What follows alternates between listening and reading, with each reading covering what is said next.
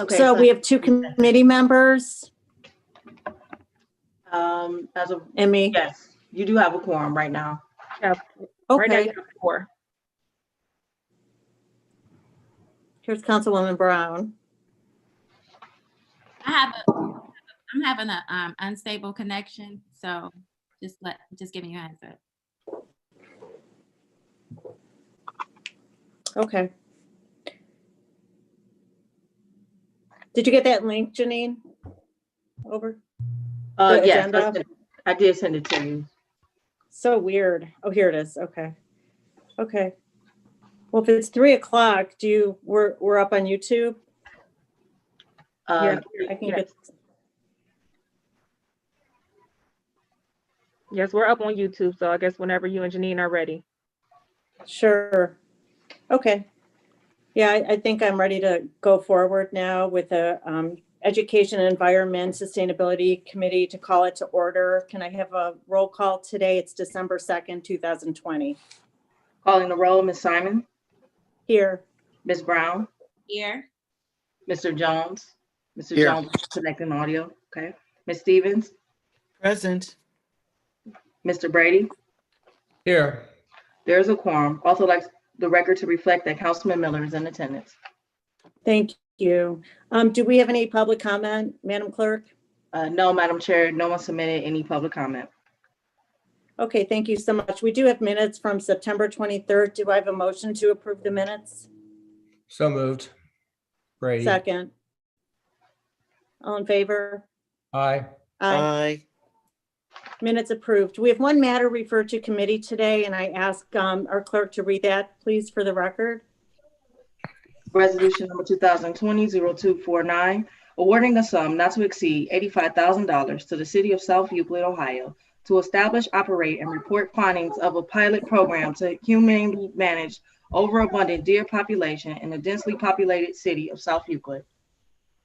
Thank you very much, Madam Clerk. I wanted just to give a brief overview of this resolution and why I introduced it. The resolution authorizes a one-time grant of $85,000 to the city of South Euclid to establish a pilot program to address and humanely manage the growing deer population, not only in South Euclid, but in all communities throughout Cuyahoga County. The source of the funds is our Community Development Fund, which is casino revenue based. Our city in South Euclid and have experienced quite an increase of an overpopulation of white-tailed deer. Now, this in great part is due to the overdevelopment of the communities. There's not much green space left. Cuyahoga County is basically built out.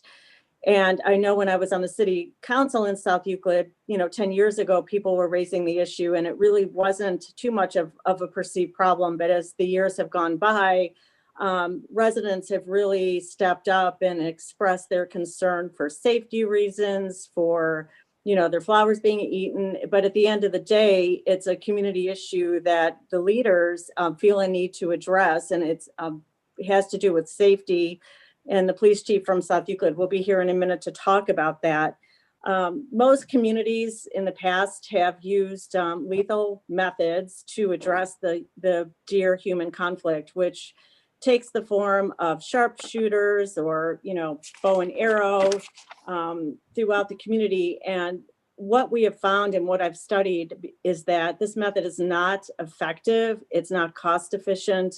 In fact, it just requires an annual upkeep of going in there and killing deer in communities.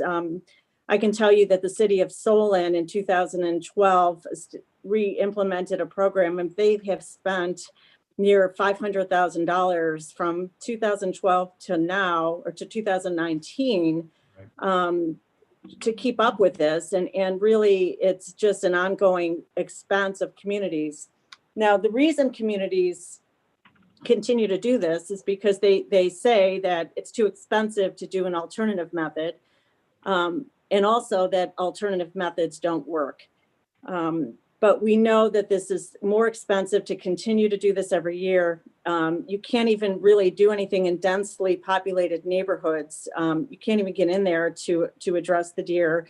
It can be dangerous to be shooting in neighborhoods, and frankly, the majority of residents would prefer a different method that's more humane. And in full disclosure, people who know me personally and professionally know that I'm an advocate for the humane treatment of animals. It's a part of my work. So when I was seeing what was happening in communities, I did my own research just to find out there has to be a better way to do this. And I found a pilot program in Clifton. It's a suburb of the city of Cincinnati that implemented White Buffalo Inc., who's on the call today, Tony DiNicola, who actually was able to effectively actually show how an alternative sterilization program is cost effective, it's humane, and it actually is a long-term solution to what the communities are facing with an overpopulation of deer.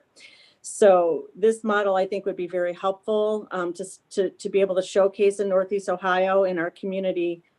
And so other communities can know that this works, and that maybe, is a future way we can come together as Cuyahoga County communities and do something that will actually manage deer in a humane, effective, cost-effective way.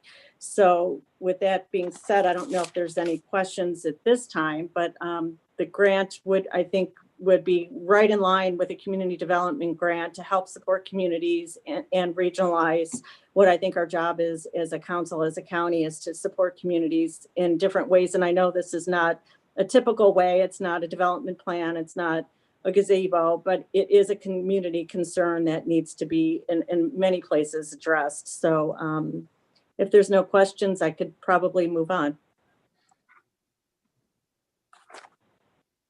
So I'd like to start with Chief Neidert, who is on the call. Chief, your City of South Euclid, if you can introduce yourself and maybe talk about what is going on in South Euclid with regard to the deer issue.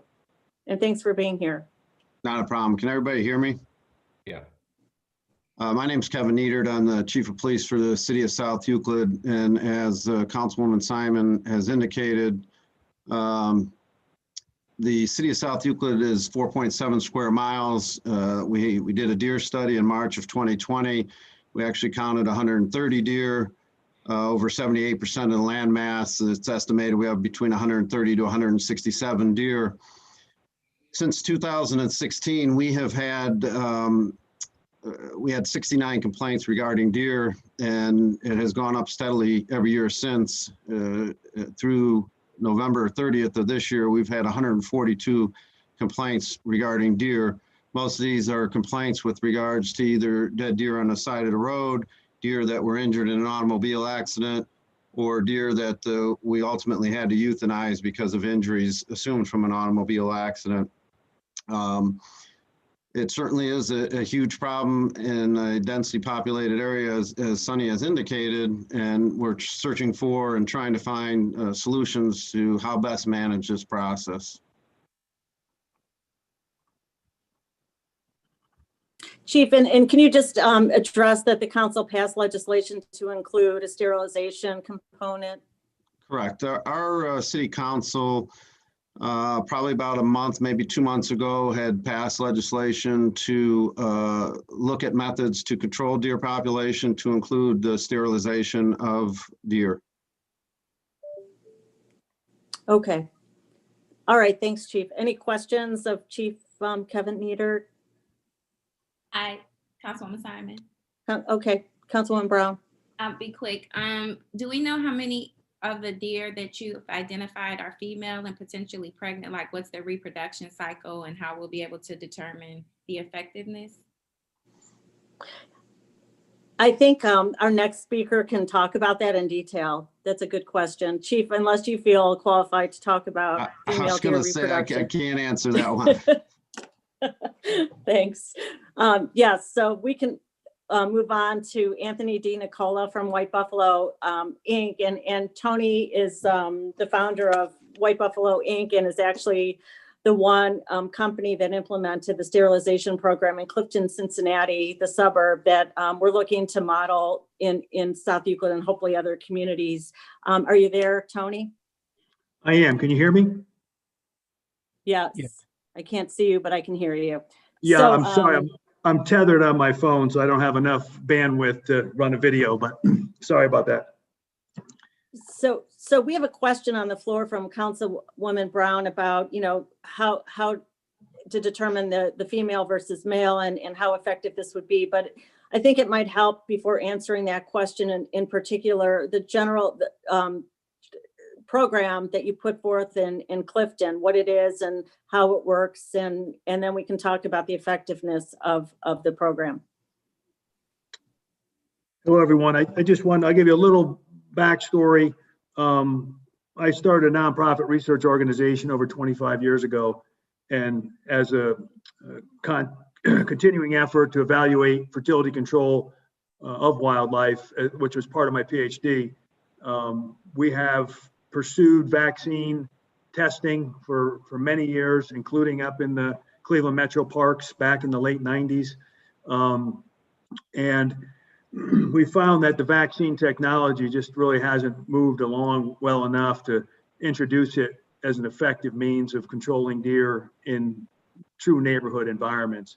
So we transitioned to a sterilization method about 11 years ago. We've been in 11 different locations, and we just published, of which Clifton is one of them. And we just submitted our final version of our manuscript for publication, in fact, 2 days ago, in our professional journal that covers 6 study sites, including Ann Arbor, Michigan, a few locations in New York, Virginia, and excuse me. And those data all reflect a very substantial population declines with no lethal involvement. And again, for full disclosure, our organization, if you look us up on the internet, we are also very active in lethal management programs. So we're very aware of how to implement them, what makes them effective, and also what makes them limited in their potential to manage deer. And looking at South Euclid, particularly south of Monticello, I'm sure the chief can reflect on where the deer vehicle collisions are occurring down through 322 and below. Those areas are exceptionally difficult to lethally remove deer. You can do some trapping and euthanasia, but it's very difficult to remove enough animals to have a meaningful effect long-term. And so as contradictory as it may seem, we can actually capture nearly every female and eliminate reproduction. And then in turn, through natural attrition, the population will decline. And we've documented on average a 25% population decline after the first year of treatment, and then another 15% annually thereafter. So it doesn't take long, even without lethal intervention, to see substantial population declines. In regard to Councilwoman Brown's specific question, about 40% of suburban deer populations are female.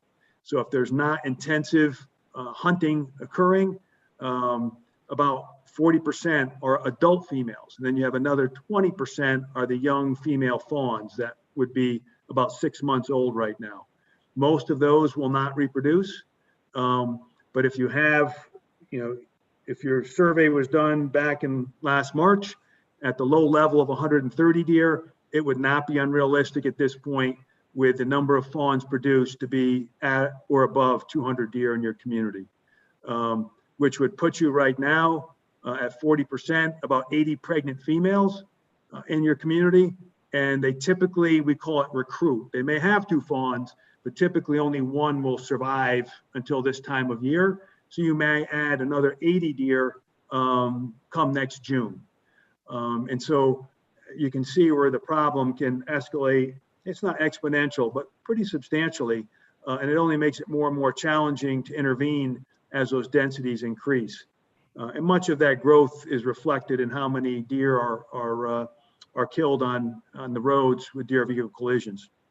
So what's most, I guess, conducive about this method, in which the chief would be instrumental in the process, is we work in every community with law enforcement, and we're often working directly with an escort. We're driven around in a police vehicle for recognition, and we're darting these deer late at night from the roads. And we use micro transmitters in those darts to be able to specifically track those animals, recover them for surgery, and then release them. We do this in all the communities that we've worked. And the advantage is deer are very acclimated to vehicles, right? I'm sure most of you can drive for those that live in South or many of the region there, you can drive in your yard at night. There's probably deer standing in the front yard and they don't much mind you. And so that's the strategy we use, is they're already accustomed to vehicles, and therefore it makes it, I want to say easy, but relatively easy to capture those animals and capture all of those animals in a community. So in a nutshell, that's kind of how we proceed. Then we'll use either our staff as veterinarians, or if there's local veterinarians that want to donate their service. We also work with Randy Young, who's the Columbus Zoo primary vet. He's their lead vet there. He volunteers for us down in Clifton, and he's always interested in participating in our projects. But we do have full-time veterinarians on our staff that we use, and then we'll work with some element of the municipality for use to convert a small area into a surgical suite to handle the animals. But in an area your size with that many animals, we would probably capture every female probably about 2 weeks. All animals get ear tags, so they're readily identifiable as having been treated. And then we will do either working with law enforcement or others, we can train people how to do population estimates. We're happy to pass off any responsibilities that local volunteers or municipal staff can participate in to reduce overall project costs. And then we do our annual population estimates so we can monitor to ensure we're having the impact that we desire as a whole. And then locally, we can guide you on how to do surveys to understand how your community is receiving the project, whether they're having fewer complaints, whether they're discontent knowing that the problem's being solved non-lethally. That's really up to the community's, I guess, particular frame of reference on how they want to, or if they want to even solve their deer problem. That's the last note I always try to make is, I don't have any opinion on your problem or whether you solve it, right? This is really on you. Decide whether it's a public safety issue, whether it's a landowner complaint issue. We just offer insights on what tools might be most effective in the type of development pattern that you've established in your community. Thank you. Councilwoman Brown, any follow-up? No, that was pretty helpful. I guess, as I hear the method that will be utilized, is there any concern about reducing the population to any level that could be dangerous for the deer? You know what I mean? Like, I definitely know they're not headed toward extinction or anything like that, but clearly the guy put the deer here for a reason. So I'm just curious on, how that, I guess that's comes in with the monitoring. So you said you could do all the female deer rather, in 2 weeks. So what happens after that, their procreation life cycle, kind of, sort of? I'm just curious. Okay, so typically what we see is once the females stop having offspring, you'll see other adult females that may not have been related. Typically they're called matrilineal groups that socialize. But as they no longer have fawns, you'll actually see other females joining. So there's always some social component. In fact, we're actually starting to intensively monitor treated deer movement patterns with GPS collars so we can better understand if there's changes to their natural behavior due to these treatments. But there's always going to be deer. The good thing about deer is that we call it their philopatric, meaning that they have very small areas in which they reside, the females. Mm-hmm. So deer in South Euclid pretty much live in South Euclid, right? If they're right near the adjoining community, they might overlap, but the deer you see in your yard are the same deer over and over. And so that way there, even if we see a reduction in your community, you're not going to see what we call an osmotic effect where deer are just pouring in because you created this quote unquote vacuum. That does not happen. But there will always be a few deer that come in. And then you decide whether it's public safety or landowner complaints. Hey, the population's down 50%. You know, for example, in Ann Arbor, their measure of success is when 75% or greater of the community is happy with the status of the deer population. So they do a survey every year.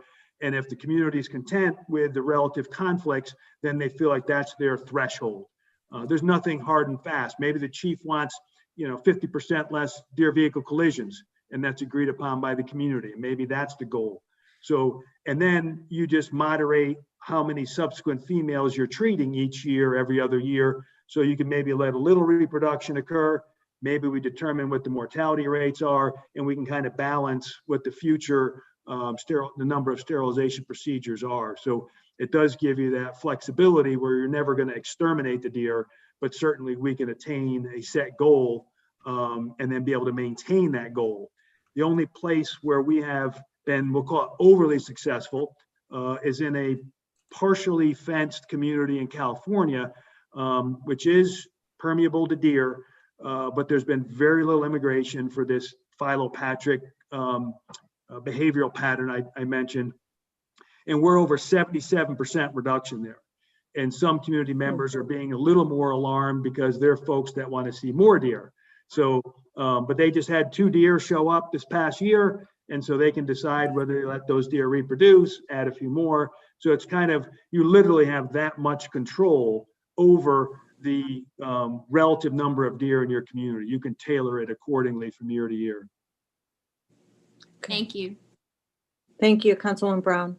Any questions from committee members? What about non-committee members? Madam Chair, Councilman Miller? thank you. My question is if you can give us some idea of what the ongoing maintenance costs are. It sounds like there's some continual work that has to be done on an annual or semi-annual basis.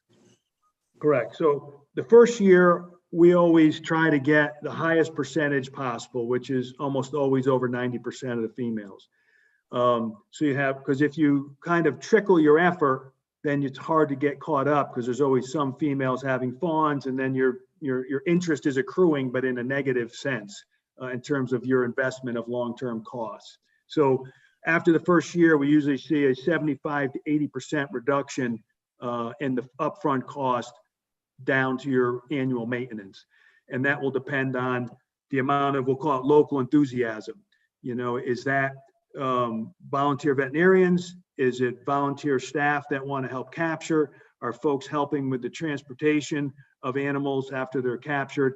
All those elements help mitigate costs. So it's hard to say definitively, but what we've seen and published on is a 75 to 80% reduction from the first year's effort. So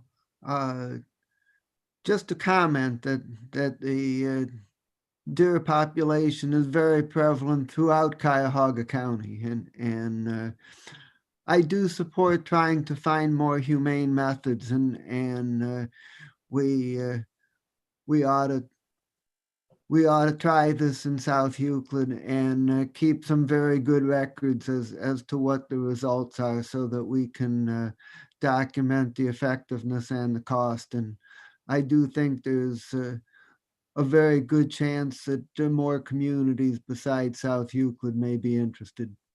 Thank you. Thank you. Any other questions or comments? So I just wanted to confirm what I found fascinating is the Clifton project. Mr. DiNicola, after the 5-year program, the city doesn't have to employ your or pay you money to continue on with the next phase because of the volunteers are trained and the vets are in place. Is that correct? Pretty much that they can carry on now on their own? Yeah, so in Clifton is one of 2 areas where we have intensively trained local participants, volunteers.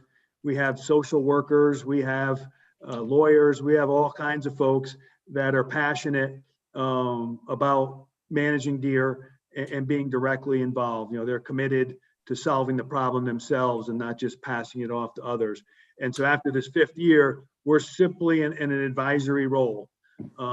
We help with the permit, and then if they have some, we'll call it strategic questions, or if they, you know, have other issues come up, they just contact us and we can kind of walk them through it. They've seen it for 5 years. They know how to dart deer. Their veterinarians know how to do the procedure. They have folks that can transport and monitor the animals humanely. So all that's been pulled together, and to me, that's probably the most rewarding element of the process, is knowing that the community's vested in it, you know, at whatever level, and that there are local residents that really are, you know, I guess sincerely enough committed to solving the deer problem and not just looking to contract it out. That to me is a much more comprehensive and cohesive way to solve the problem. Okay. Yeah, thanks so much. And that's what I really like about it too, is the community involvement, bringing people together and working to the, you know, it's a win-win, and I really appreciate that part of it. And it seems to work. So if I guess at this point, I'd like to move this, if people are comfortable, the colleague on the committee, to move this to a full council. President Brady, do you have any thoughts on that? Can you hear me? It's like he froze up, Sonny. I froze. No, it looks, I think Council President Brady. Dan did. Yeah. Okay, so I don't know if I need to probably wait for him to come back to see if his thoughts on moving this to the full council. I do have one quick question. As you pointed out, the volunteer part of it. Do you know if Euclid has volunteers in the queue or that will be prepared to take the training? The South Euclid has a strong Humane Society, South Euclid Humane Society, that are queued up and ready, including the councilwoman here, and local veterinarians that are excited to be able to do this work. And so we would be looking at fall next year to queue it up. We need a few months, 6 months, and get the cooperation and everybody on board. And I think we'll get people from other communities as well. Thank you. Okay. So as council president, Yes. you're back? Yes, I'm back. So you're moving the legislation? I wanted to see whether, I wanted your input on moving it out of committee Well, to the full council. I would be willing to second the motion. I'm supportive of it. You've been persistent over a long period of time and convincing me that this is worthy, and you know, I think that's what this business is all about. You never know where county government's going to take you, and this is, I have to admit, not something I saw coming a few years back. But I get it, because we all know there's a deer problem. We all know that this is a different way to go about trying to do something about it. So I want to, you know, I respect what you're doing, and I would second the motion. Thank you. So I made the motion to move the resolution to the next full council meeting for second reading. Adoption. And then with what? I would say second reading adoption, since it's the last Okay. regular meeting. Okay, gotcha. You know, So the motion would be for second reading adoption at the next you know, full unless there's a big council. debate about it, Sonny, and then we may have to wait till the 18th when we have our special meeting. I hear you. Okay. Okay, so that's the motion. So we would go with second reading adoption. All in favor? Aye. Aye. Hi. Any opposed?